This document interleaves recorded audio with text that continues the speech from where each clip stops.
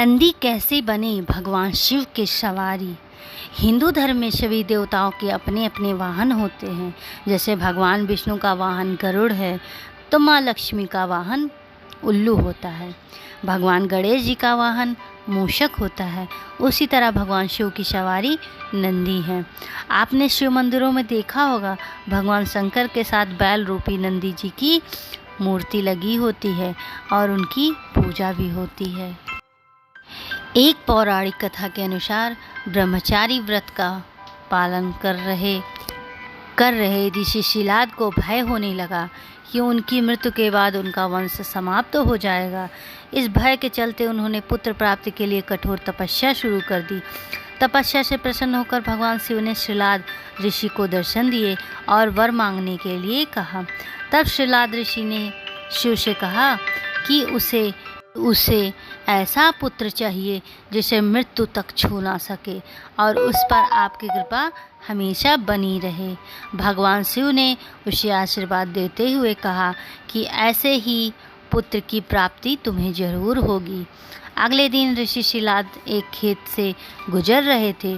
तब उन्होंने देखा कि एक खेत में नवजात बच्चा रो रहा था।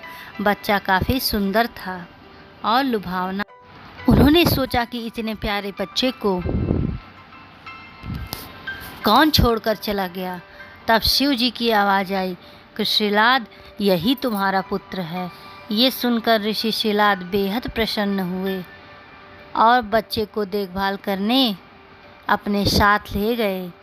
उस बच्चे का नाम नंदी रख दिया। एक बार ऋषि शिलाद के घर पर 2 सन्यासी पहुँचे। उनका खूब आदर सत्कार हुआ। इससे प्रसन्न होकर सन्यासियों ने ऋषि शिलाद को दीर्घ आयु का आशीर्वाद दे दिया। लेकिन नंदी के लिए एक शब्द भी नहीं बोला। ऋषि शिलाद ने सन्यासियों से इसका कारण पूछा। तब सन्यासियों ने बताया कि नंदी की उम्र कम है, इसलिए हमने उसे कोई आशीर्वाद नहीं दिया।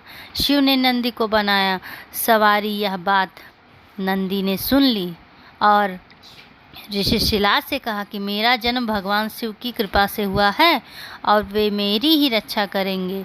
इसके बाद नंदी भगवान शिव जी की स्तुति करने लगे और कठोर तप भी किया। इससे प्रसन्न होकर भगवान शिव प्रकट हुए और नंदी जी को अपना प्रिय वाहन बना लिया। इसके बाद से भगवान शिव के साथ नंदी जी की भी पूजा की जाने लगी।